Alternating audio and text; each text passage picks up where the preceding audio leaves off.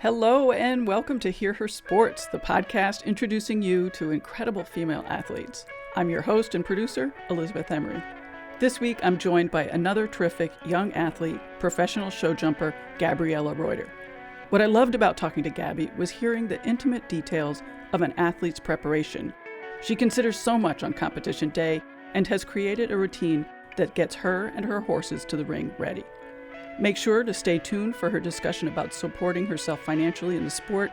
It's always a special treat to talk money with athletes. None of this is free, of course, and women often have a harder time making a career in sports. We also talk journaling, fitness videos, and a lot of other great stuff. But before we get into it, a few notes to help you understand a bit of sport-specific jargon. FEI is the International Equestrian Federation, the world governing body for jumping, dressage, paradressage, eventing, driving and paradriving, endurance, vaulting, and reining. And like all sports federations, the FEI oversee all the major competitions like World Championships and the Olympics. I've included in the show notes an image of obstacles, aka jumps, typical of show jumping. It's a cute drawing illustrating what Gaby briefly describes. Finally, as a reference point for the heights Gaby is jumping, 1.2 meters is roughly 4 feet, 1.4 meters, about 4 feet 7, 1.5, 4'11", 1.6, 5'2", and the height she mentions in the discussion about Olympics, 1.7 meters, is 5 feet 5. A quick note that our conversation was recorded in late March, just after she had a very successful weekend. Well, that about covers it for now, so let's meet Gaby.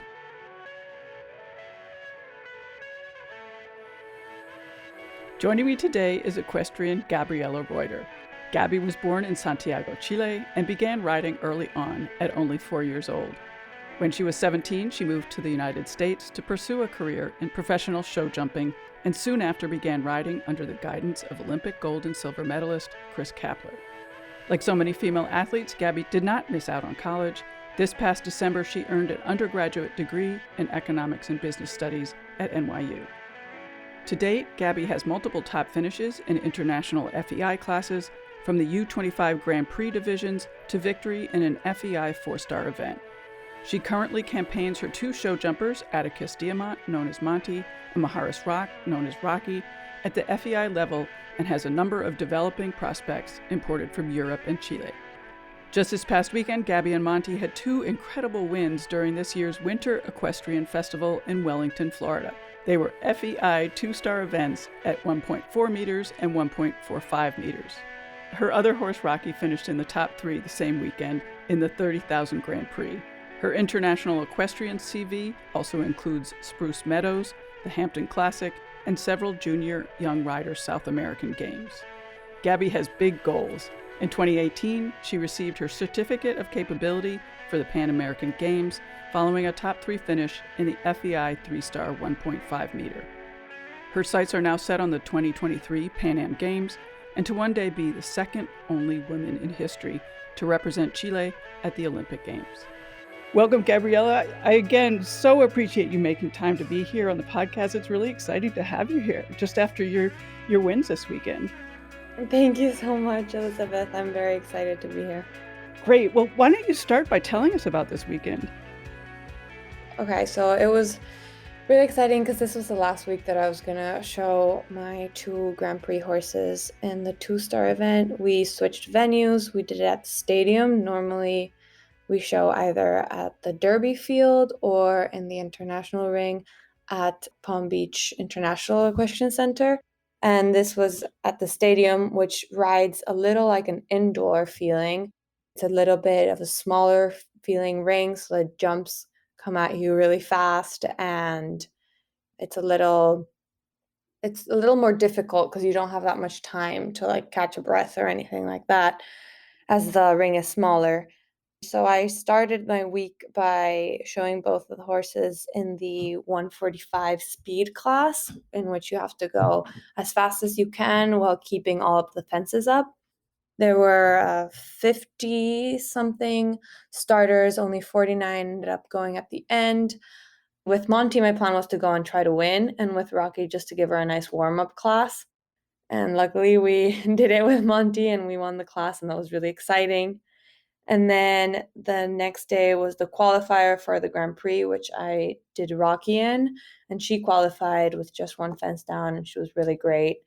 And the next day was a 140 speed, power and speed actually, where half the course is you have to keep the fences up and go in the time allowed. And then the other half, it's like a speed, so you have to go as fast as you can while keeping all the fences up.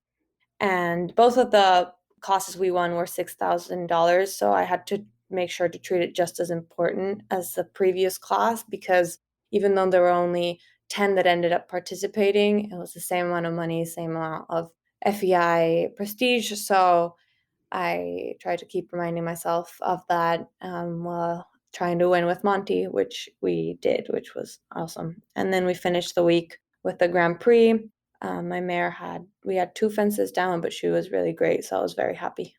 It was really exciting to watch you over the weekend.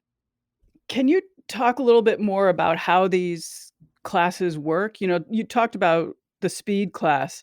How fast are you going? Like, is that a big component of it? And how does it impact how you get over the jumps? Well, you try to go as fast as you can, and but at the same time you have to keep your horse round and not let his like stride, his canter, the gallop get flat, because if you're just going like running as literally as fast as you can without even thinking about a jump, you'll probably knock them all down and scare the horse. So it has to be fast enough while keeping the power and the horse together and ready to jump for you and jump clean.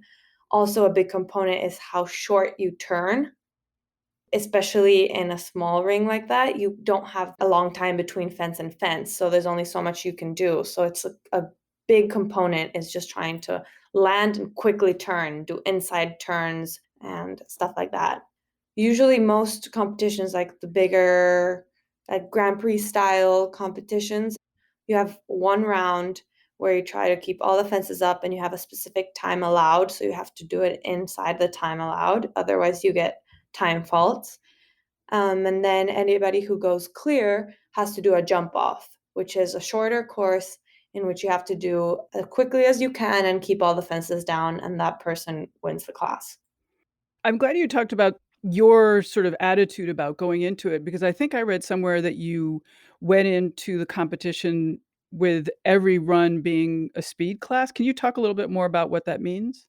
Yeah, it kind of depends on what horse you're on. The sport is very specific based on each partnership that you have with a horse. It's not just about yourself. And that's one of the things that I love the most is just being able to connect with your horse. So with my horse, with Monty, for him, he's an older horse. He's 12. He's very experienced, but he likes to go fast because it's like when you're going really fast, you don't have a moment to like take a breath and like think like, oh, I did this wrong, or oh, no, you just have to act.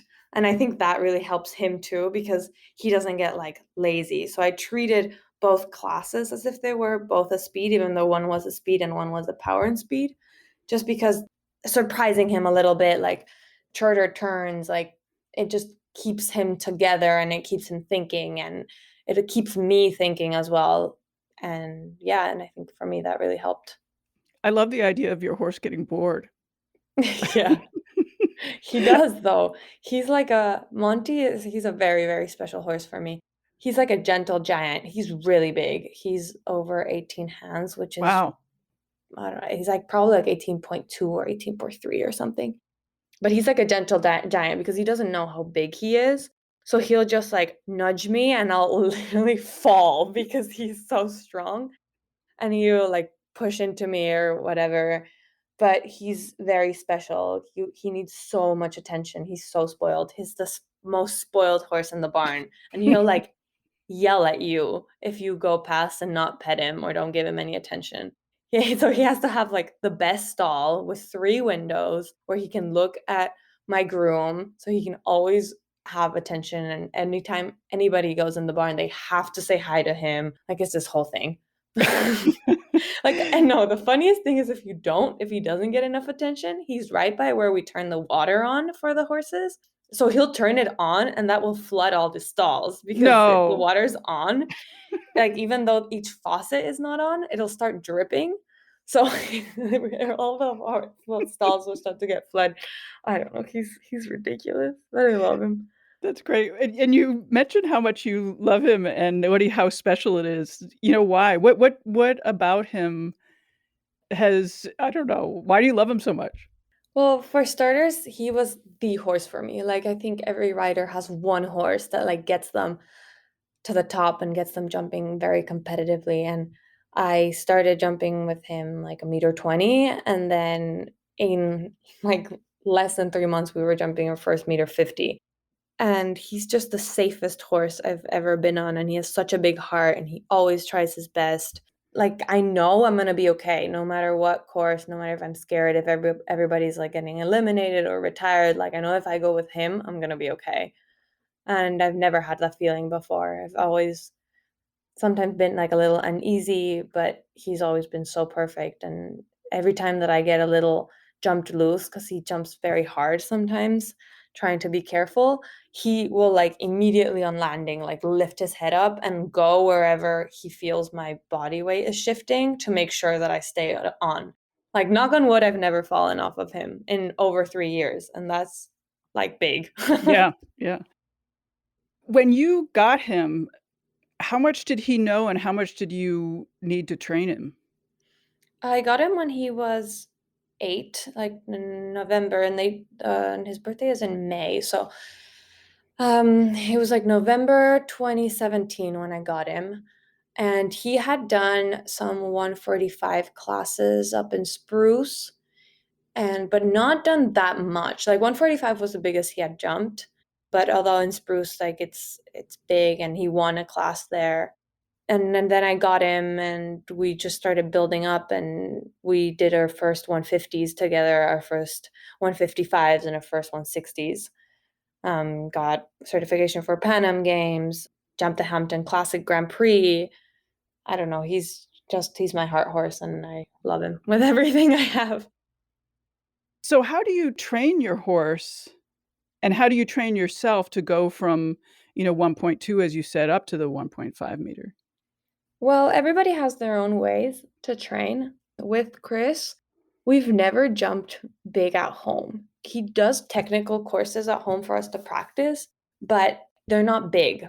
Why? Because his theory is that why would you waste jumps at home jumping big when you can get just as much jumping small and lower the intensity of the jumping for the horse? Because horses know how to jump at this point, like unless you're training like young horses. So you want to get them to understand the technicalities, and you can make a small course technical.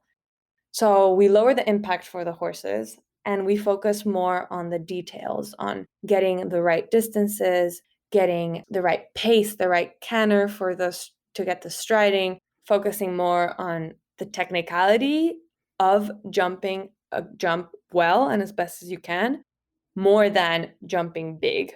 There are other schools where you jump bigger at home, and that's what I used to do in Latin America when I was in Chile. Was to jump bigger at home, so then you would get to the show and the jumps wouldn't look as big. So at first it was a shock to me because I was like, I'm jumping a meter 10, meter 15, and then I'm going to the show and jumping a meter 40, and I was like, oh, like they look huge, but there's something about the way that you train that it just feels like you can do it when you go to the show. And Chris has been such a good coach for me. Like we started by working in all of the details of me first and then focusing on the horse, like making sure I have the right position, the right release for the horse to be able to stretch well over the jump but have the right support. There are all these little things that you don't really realize until you start breaking it up. Yeah, that's so interesting that basically Chris is sort of establishing the fundamentals Mhm. to get you to that jump, and then he figures you're gonna get over it. Yeah. The question that I always get asked by friends that are not equestrians is, how do you make a horse jump? Do you like leg them and then they jump? Like, how do they know where? But what we do is we make the distance to have the horse be at the correct place, and then like they have to do the jump themselves. Like it's not like we tell them like now. It's more like we nurse them into the right distance. You know, like if you like ever have walked as a kid and like seen a line and like don't touch the line, so you kind of like measure your steps to not touch that line. That's what we do, but with a jump. So we measure the distance to get to that jump, and then the horse has to jump, and we have to stay on the horse and be as disruptive as possible over the jump. That's cool. I've never heard it described that way. I love that. Thanks. Yeah, and talk a little bit more about, when you get to the show or even when you're training and practicing these courses, what do you do when you go into it and see it for the first time? And what are you looking for and what are you looking to prepare for? Okay, so when I go to the show, we get to walk the course beforehand, but the horse doesn't get to see any of the jumps or anything. So we get to go in and we have usually around 30 minutes to walk the course.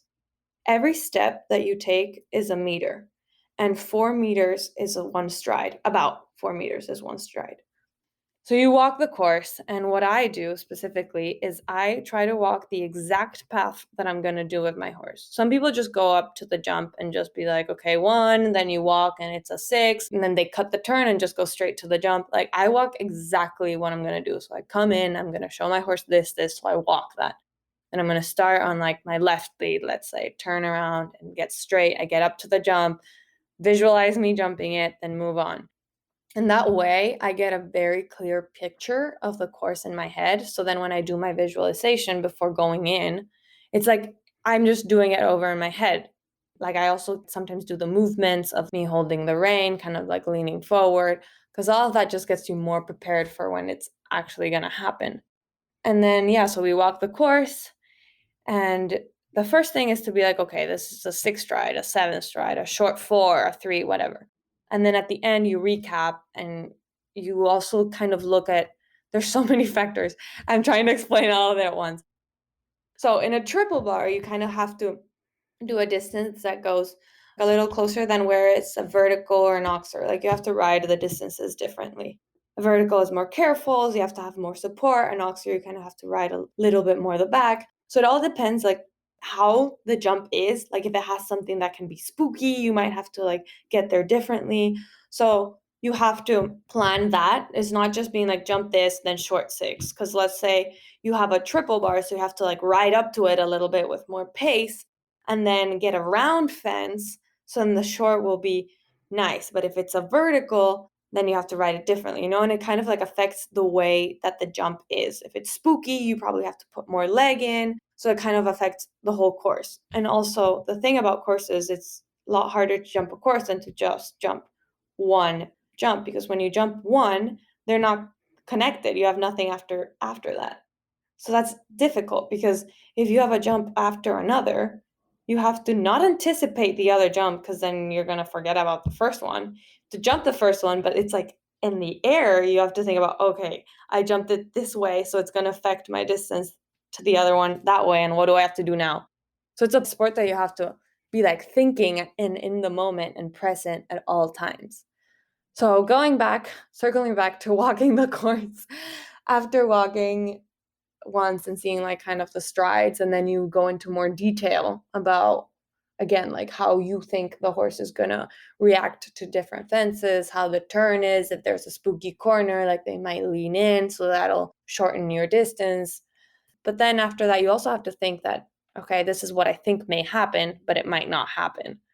So it's a sport that you have to, well, like any, you have to think in the moment and kind of ad lib.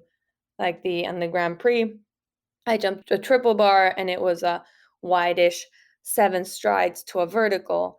And I jumped the triple bar with enough pace, and then my mare went left on me, so shortened the distance. So I quickly ad libbed and did 6 instead of 7, because I thought the 7 was going to get too stuffy and I might have it down. When you were talking about the oxer and the 3 bar and the vertical, were you meaning that the spread of the jump determines where you need to take off? Yeah, it does. Okay. I'm trying Yeah. to think about, like when I would jump, what would happen if I were just jumping up and over something small versus something wide?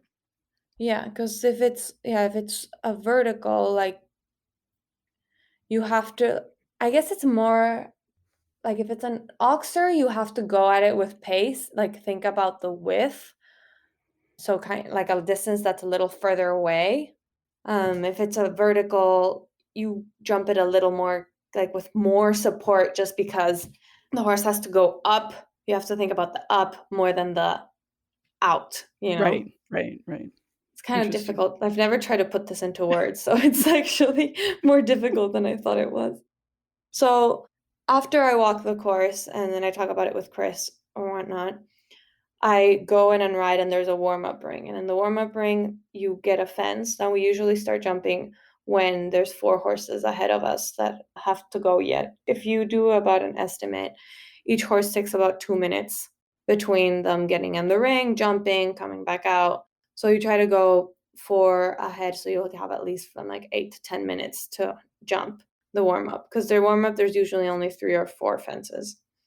And different trainers have different tactics on how to go about it, and it also depends on the course. Like if the course has a scary Liverpool, which is this like plastic thing that you put at the bottom of the jump, so it kind of looks like, and you put a little water, so it looks like there's water underneath it. So if a course has one of those and it's scary, you take a like blue yoga mat and you put it underneath a jump so that the horse like jumps it in the warm up before you go in the ring. Oh, Unless your wow. horse has no problem with it, then it's fine. And then yeah, you do your warm up, and then after you do your warm up and they call you like next, then you go in the ring and that's when you do your thing, you know. But it's interesting because the rider gets to look at the course, look at the turns, plan ahead, but the horse just goes in, and that's why you really have to know your course, because the horse has never jumped it before. Right. And every course is different. I've never repeated a course. Do your horses know that they're competing? I assume they do. Yeah, they do. Like they get like it depends on the horses, but most of mine get like excited and like they come out of the trailer into the show and they like make themselves bigger and like they're proud. And so yeah, they know when it's game time. That's cool. Hmm.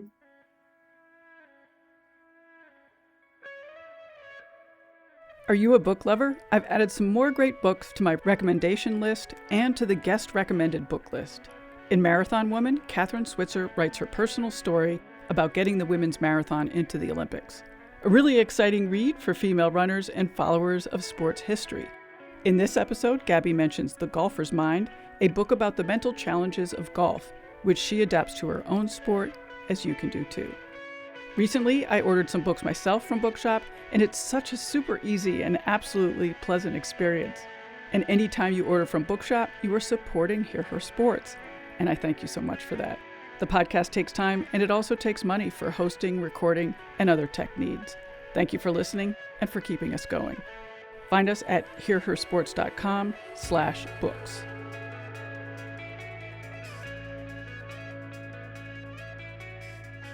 So yeah, I want to talk a little bit about fitness because you make all these really great videos on YouTube about getting fit. Yeah. When and why did you start making and sharing those videos? Well, I've always been into fitness, but when I switched my mentality between just being fit because like I wanted to look good and be thin or whatever, and I started training with Chris actually, and he told me, he said, you need to get stronger. And I was like, oh, but I like work out every day. Like, what is, he was like, no, you need to get stronger. Like, if you want to jump big fences, like, you need to get stronger. And that was for me like a reality check. Like, okay, do I want to do this sport professionally or do I want to worry about looking model thin and like all of those insecurities that girls, like, I mean, guys too, but especially girls have when they're young. And I actually battled with an eating disorder for a big part of my life. So that for me, when I switched that mentality, it helped me a lot. And it still took me years. That's when I really started focusing on like training and worrying about my fitness to get stronger, to be able to jump bigger, to stay on my horse, to, I don't know, be able to be there more. Because it's a sport that you have, like, it's surprisingly difficult to like manage these horses and like stay on when they jump hard, and like you have to work on your balance. Like you don't have that much to hold on to. It's not like you're strapped. It's just your stirrups, then the power that you put on your legs and the way you use your hands. So it's it's a lot. I started doing the fitness videos actually when quarantine began because I always did different types of workouts all the time with trainers between personal training, yoga, Pilates. I've tried every workout and I've really liked it. But with when quarantine hit and we couldn't go to the gyms, I just started building my own workouts and thinking about what I wanted to get strong and what I thought I needed to work on and doing some research. Then I started doing lives because also other people couldn't work out and go to gyms either. So they got really into it and it seemed easy to just turn on your computer whenever and get in. And then they asked me to upload the videos to YouTube in case they couldn't make the lives. And that's when I started doing that. Well, they're really good, and you obviously know what you're doing, so it's Thanks. great. It's years of practice. Yeah. So how did your body change? I mean, in what way did you need to get stronger for show jumping? When I was little, like I always had a thin body type. Then, like, because I had an eating disorder and I was worried about just being thin and what I was eating, like, it also took a big toll on me mentally. I think I would have been much better earlier on in my years if I hadn't been so worried about being skinny. I mean, I don't like to regret things, but if I could change that, I would definitely have taken more advantage of that and not be thinking because it's something that takes over you. So you're just thinking about it all the time. Whereas now I'm thinking about my horses and that really gets me in the game. So, I mean, my body type now is very athletic. Like I just everywhere I needed to get stronger. I had no muscle. I was probably like I was as tall as I am now, but like 20 kilos less. Like so and that now that I built it with muscle and it's just totally different feeling. I mean, my energy wise, everything, it just completely changed. I think a big thing is obviously like cardio wise, people think it's not that important because you're just there for like what, 2 minutes or 1 minute. Yeah, it depends on the horse. Sometimes one doesn't even make you sweat, but you do have to have like endurance. You do have to be strong too when you have to like take a horse or like put your leg on. And it's just, it actually requires a lot more strength than people think. I actually always tell this story about one of my best friends. She always thought like riding was so easy, and then I took her one day to take a lesson. It was like a beginner's lesson. And then she didn't get out of bed for like 2 days because everywhere she was so sore. And I would just laugh at her because I thought it was the funniest thing. And she was like, "I'm sorry, I'm never ever gonna tell you you're not doing anything up there." It was so funny. I'm glad you mentioned that because I have ridden before, and people always ask me what, like, "Is that a sport? That's not a sport." Yeah. No, I mean, if I don't ride for a couple days and then I ride again, like I'm sore, especially my inner thighs, my legs, Yeah, my core. And that's like a big thing that I always like to work on is working on my balance, stability, working on my core. When I work out and then I ride, I feel tighter in the saddle. Like I don't feel like loose and like I feel like one with the horse when I'm myself, feel fit and strong. right. Do you remember when you're like, what happened or how it happened that your attitude about your body and about being strong changed? Like, what was the switch that flipped? It took a few years. Like Chris told me that, and then I started working on my fitness more and going to like a personal trainer, but I was still battling with an eating disorder. And then I went to college and it's hard not to battle with an eating disorder in your freshman year. And then I think just like the more I got into riding, the more I was appreciating the sport, the more I was spending time less with like friends of college and stuff like that. I mean, it also kind of like it depends on what type of people you surround yourself with. But when I was riding and just focusing on my horses, and I can't tell you it was like an immediate thing, but slowly my mentality started switching, and I started to actually treat my body like an athlete treats its body, like nurturing it and loving it and being amazed by the things it can do. And I just think, I guess because I work a lot on my mind and my mentality, and I read a lot of books about it. And I think just that and watching documentaries of different athletes, watching again podcasts and stuff like that, it just got me thinking about how like what do I want it like it how badly do I want to be a professional show jumper, and if it is as bad and I want to get to the goals I want to get to, like I can't have the other mentality. That's no point. And also my life is so much more fulfilling and happy now that that's not taking over every single thought that I have every day, you know? Well, that's great. Congratulations. Thanks. And I definitely recommend everybody who's listening to go check out your videos. I think they're awesome. Thank you. You talked a lot about what you do off the horse, like the kind of training that you do for yourself off the horse. I saw, for example, that you said that you journal and you meditate and you do Mhm. yoga, and like, how do Mhm. you incorporate all that?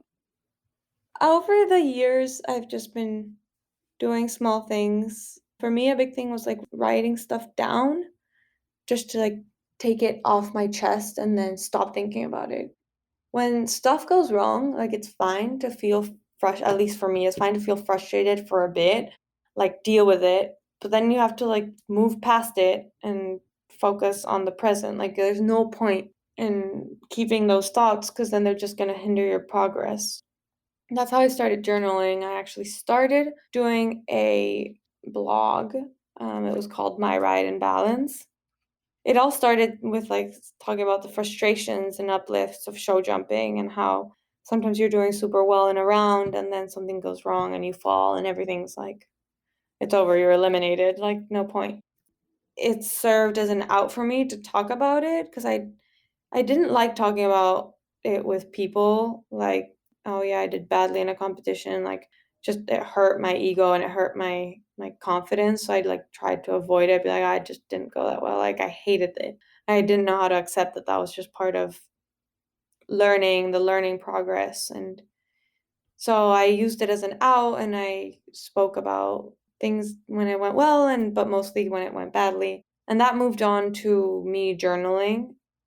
I write down everything that I do every day in the sense of with my horses, like what I'm training on this day, like if the vet came, what did the vet say? Like when I'm gonna ride a course, there was a time where I would draw every single course and go through it and write it down, everything I would do.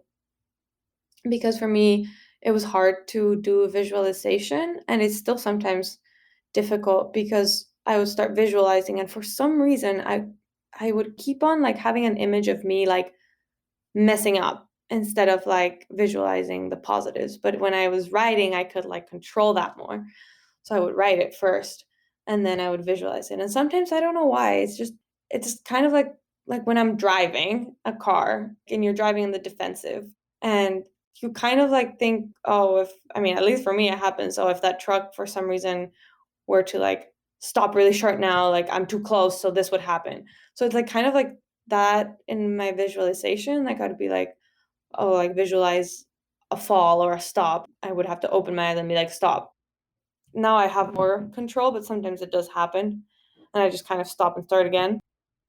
When I'm preparing for a class, especially if I'm nervous or a little anxious, I write it down. I write down like what I need to remember, what so if I like walk you through what I do when I'm prepping, I think that's going to be a little more linear. So after I walk the course and I'm waiting, I have like my routine. I polish my boots, I put on my helmet, I put on my show jacket, then I go over to my horse, where my groom is holding my horse. My groom is like the horse handler, that's what we call them.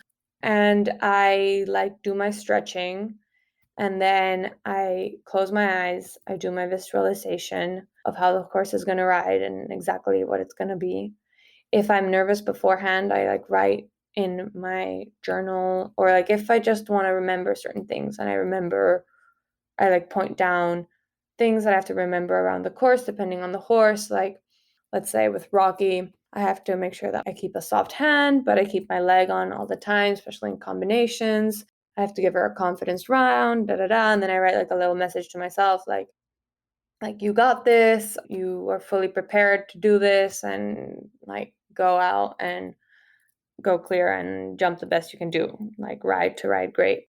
That's actually, I got that quote from Bob Robtella, who wrote Golfer's Mind. And one of the things he said was either it was with putting or golf. It was like golf to golf great, don't golf to golf poorly, or it was putt to putt great, don't putt. Some one of those. But I like immediately switched it to like jump to jump great, don't jump to jump poorly. So I like go in with that mentality. So yeah, I just write little messages for myself. Then I go to my horse, do my stretching, my visualization, all that gets my mind and my body ready to ride. Then I actually have never told anyone this, but I go up to my horse, I pet them, and I said, like in Spanish, actually, I say, cuidémonos, which means like, let's take care of each other. And it's kind of like emotional to talk about, but I'd say that like in their ear and like look at them and pet them. It's like my little ritual. And then I get on, and while I'm warming up, I take a second to do this exercise that like my mind is a box, and like, what do I want in my box right now? What do I not want first? Like, okay, I'm gonna grab my insecurities and take them out. I'm gonna grab the fact that, let's say, the chef de keep of Chile is here to watch, and I'm gonna take it out. Like, I don't care. I'm gonna grab that my friends came to see me and they want me to do well. I'm gonna grab it and put it out.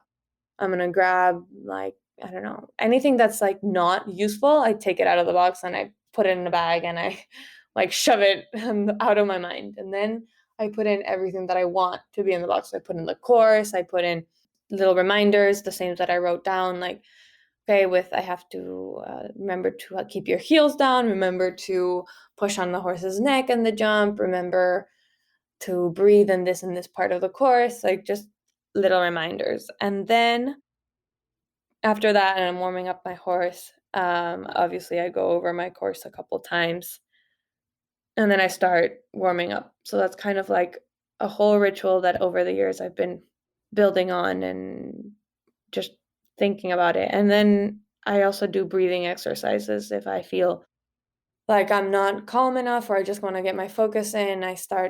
There's different ones. So there's one where you breathe in for 2, then you breathe out for 4, you breathe in for 3, you breathe out for 6, you breathe in like for seconds, for 4 seconds, and out 8. That's how you get your body relaxed. Because when you're thinking about your breathing, when you're thinking about being in the moment, you're not worried. You're just feeling. Like, you're not thinking, you're actually just feeling your breath and your body. And that's what you need when you go in the rain. You don't want to be thinking and worrying about fences. You want to be in the moment and just riding with feeling. So yeah, and then I start warming up, and then I go in the course, and at any point I feel like I need a little reminder, I go back to my breath. Yeah. It sounds like you work really hard. I've been trying to. It just kind of like seems, I was thinking about this the other day, with everything, with working on myself, but with my horses and just trying to get better and better. It feels like over the years, and especially over these last 7, almost 8 years that I've been here in the States and training with Chris, it's like I've been working on a puzzle, and I was just starting, how you start with the edges and you can't really tell what the picture is because it's the edges, but you can like know that, like, what the piece is. So you start with that, and it's like your basics, and then you just start putting in more and more pieces. And now I feel like I'm starting to kind of see what the picture is. Like, I feel like this puzzle, especially in in any sport, but especially show jumping, is you're learning all the time in anything, and it's always different with different courses, different horses that come in your life, because you can't just keep one horse. It's a huge puzzle, and I just feel like right now I'm starting to like see shapes and kind of figuring out what it is, but it's kind of slowly coming together. That's cool.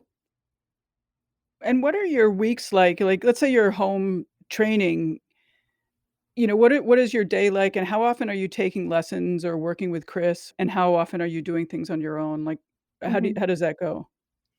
Right now, I'm fully training with Chris, so everyone who trains with him keeps their horses there mostly all the time. It's really good to just have one management for the horse, and I think Chris Kaplering is really good at getting the right management and keeping the horses sound and healthy and I think that's one of the things that I would say is the best about the Chris Kapler team, because they're really great with the horses.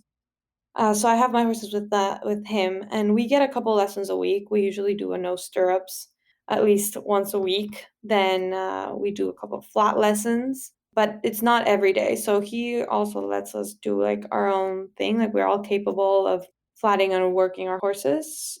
So I would say maybe I get, if we're not like jumping, maybe like at least 3 lessons a week, 2 or 3. And then if we're jumping, it's more because I jump all of my horses. Right now, I'm very busy I have my 2 Grand Prix horses and then I have 3 sale horses.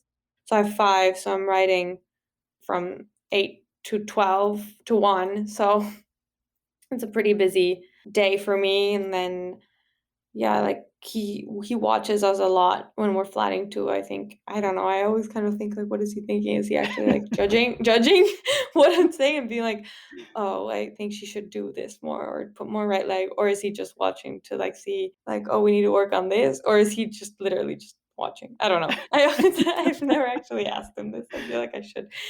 Um, but it's not like we get a lesson with every horse every day. I guess it's good when you're like starting to get lessons all the time because you're just learning.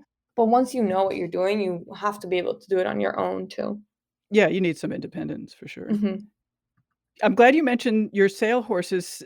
Like, what does that mean? Are you bought them and you're training them and then you'll sell them? Is that the idea? Yeah, so it kind of depends. I own them with business partners, one in Chile and two with 2 different business partners from Belgium. It depends on the deal. Like some I got sent and then I train them and we sell them.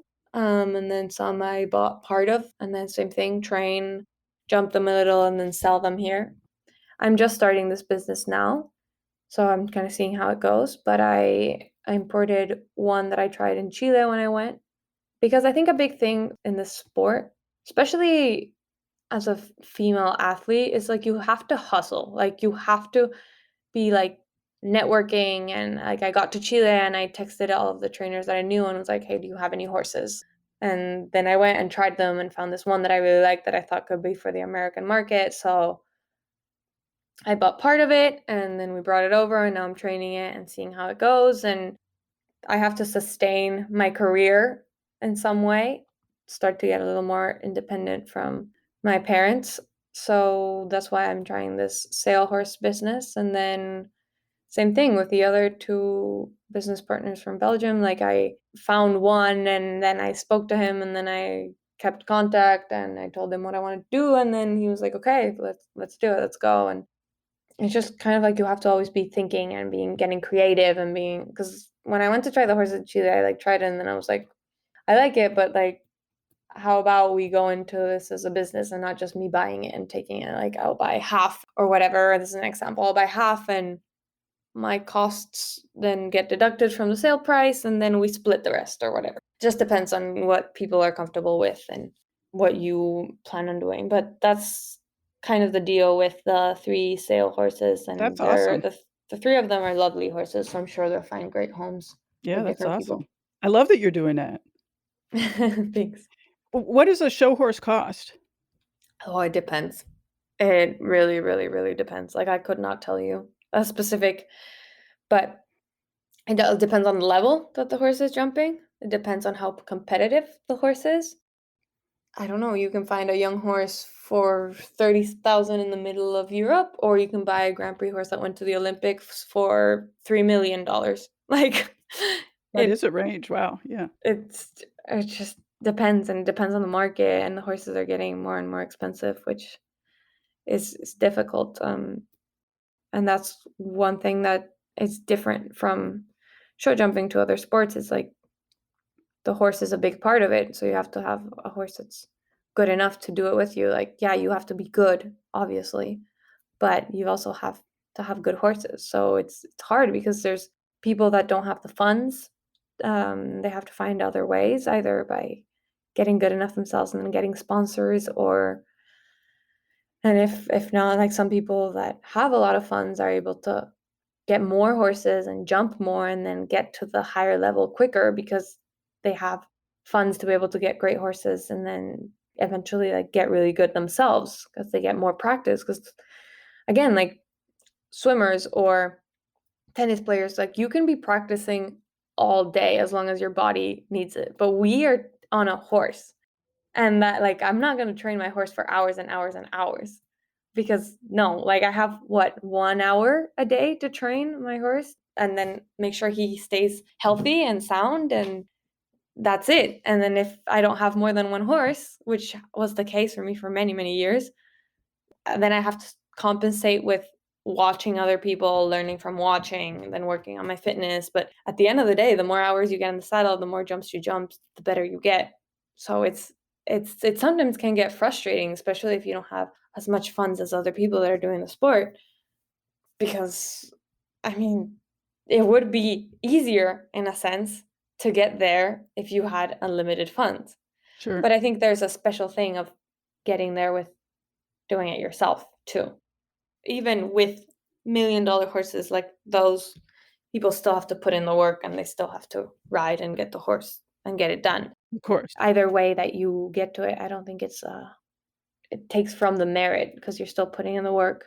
You can have a million or billion, whatever dollar horse, and if you're not mentally ready, if you're not physically ready, if you just don't have the level of experience, like you're not going to get that horse around and clear, you know? And you get to see that more and more in the higher level too. People that go to the Olympics, those riders ride really well. Like in the lower levels, the horse can get someone around who doesn't ride as well. But in the higher levels, like everything counts. Yeah. Yeah. Wow.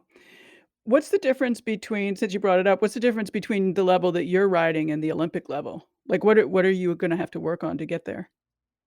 There are 5 different levels. So there's 1 star, 2 star, 3 star, 4 star, 5 star. And then after the 5 star is the Olympics, which is like bigger than a 5 star. Up until now, I've done 4 star Grand Prix, which is, I believe, a meter 55, meter 60. It depends, but usually meter 60. But in the 5 star, it's a meter 60 or meter 65. And then the width of the jumps also is greater, and the technicality and also increases. And then past the 5 star is the Olympics. This means some of the jumps in the Olympics sometimes get up to 170. And the courses are so technical, and yeah, they just ride even bigger than it seems. So right now, I mean, I felt ready to go to the last Pan Am Games, and I feel pretty confident for the ones that are coming up. I just think I need to get more results in the 3 star and 4 star level, and just get more experience, jump more. Up until a year ago, I only had Monty to jump the big classes. And like, I mean, as I mentioned, like having one horse, it's awesome and it's amazing, but it doesn't get you that many hours in the saddle and that many jumps every day. And now I finally have a string of 5. And immediately, since I started riding more and I mean, done with college and everything, I started just focusing on the horses. I've had my best season so far. Like it makes such a big difference to be able to just have your focus be the horses every day.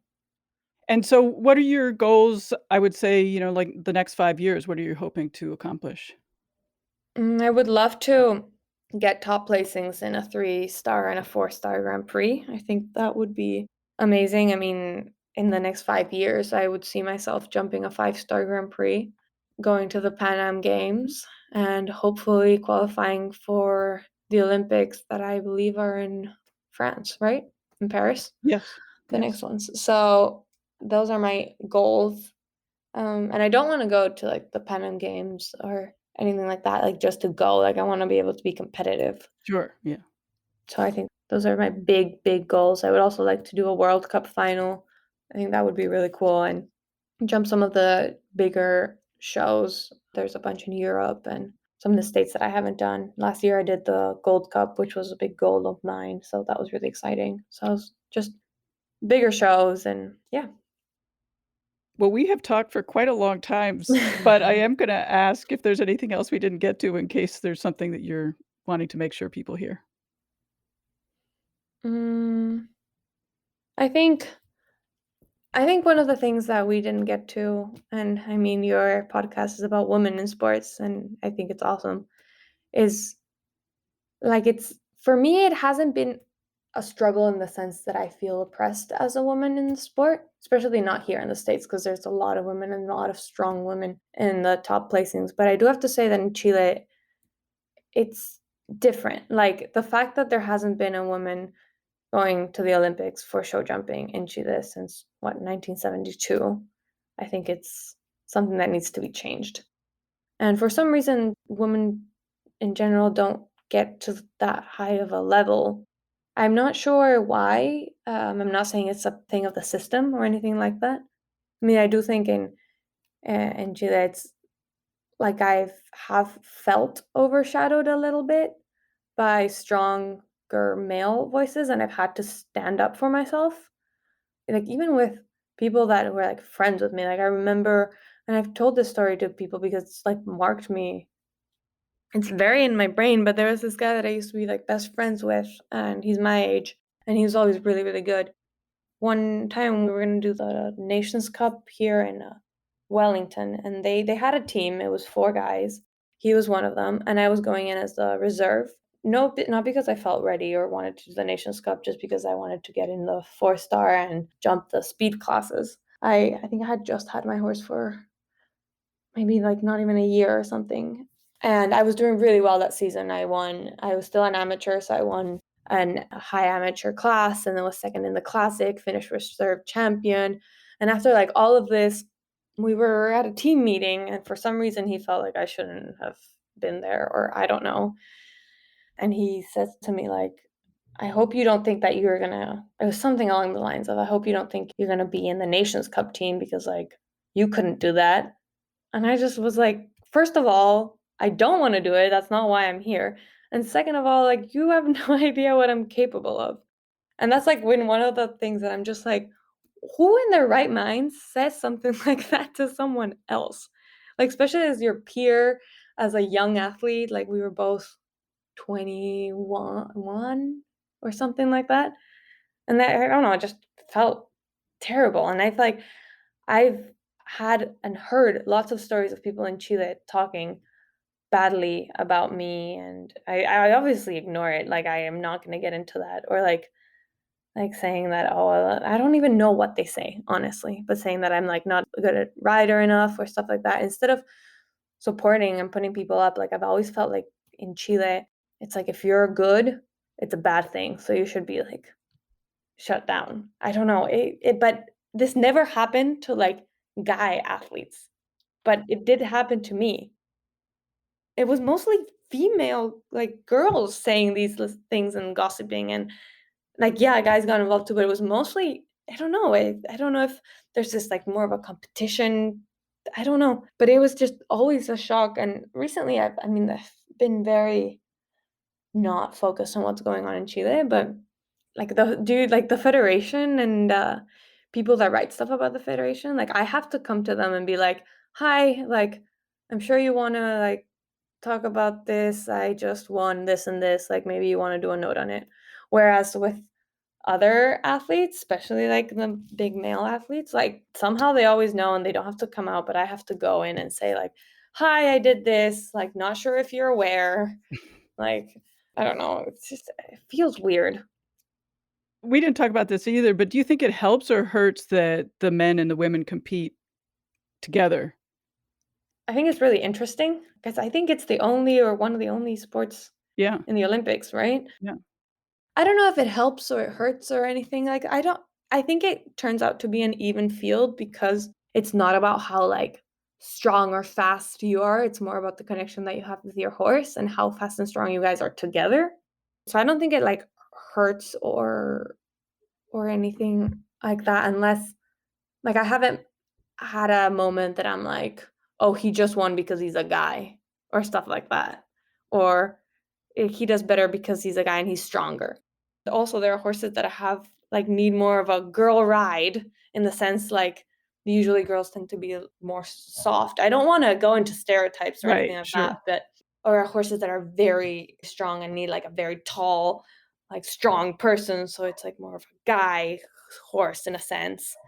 So it's kind of, I mean, you find your fit with the horses, and I think that makes it what makes it more equal for guys and girls. So I don't think it's a problem.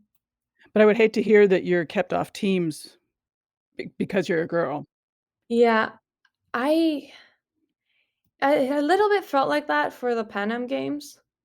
I was ranked 3rd in the FEI ranking when I qualified for the Pan Ams. And first of all, they said they wanted me to, even though Samuel, which he's the best ranked Chilean athlete, he's here as well in the States. Even though he was here, at first they were like, no, you have to come to Chile and do the qualifiers here. And I was like, I'm not going to go to Chile. Plus, like, the shows here are much more difficult and important. There's no point of me spending money to take me and my horse over there. And then they were like, okay, we'll just watch your rounds. And I was ranked 3rd. And they decided not to take me. I mean, I guess part of the reason, according to them, was because it was very expensive to take my horse from the States to Peru, but they still took 2 other horses of the ones that were ranked 1st and 2nd, one from Europe and one from the States to Peru. Or no, not from the States. I think just the one from Europe. I hate to say it, but I do think a little bit was not only because I was a girl, but because I was young. I was the youngest one by at least 10 years. And I think there's also a lot of politics going on in the sport. I heard a thing about like, oh, if you don't take this person, this other person won't go. So you have to take this person. So I did feel that was very unfair because I was, again, ranked 3rd. Like, according to the rankings, I should have been in the team. And then 2 of the people didn't even make it around. So it kind of felt a little bit like frustrating. So I just said, okay, next time, like, I'm just gonna be so good that they won't be able to say no to me. Like, it will be stupid. Well, it makes it that much more important that you make it to the Olympics. Yeah. Well, thank you so much for being on the podcast. It was a real pleasure. Thank you for inviting me. That's it for this week. Sign up for the newsletter to read some additional sport goodies between episodes. And send me an email at elizabeth@hearhersports.com. I'd love to know how you get yourself ready for hard workouts or for competitions. Subscribe for free to Hear Her Sports on Apple Podcasts, Overcast, Spotify, iHeartRadio, Stitcher, or wherever you listen to your podcasts. Remember to join the Patreon at patreon.com/hearhersports and buy all your books through our bookshop page at hearhersports.com/books. While 44% of athletes are women, only 4% of the media coverage is about women. Hear Her Sports aims to shift the scale while inspiring women to be their best. This is Elizabeth Emery for Hear Her Sports. Bye-bye.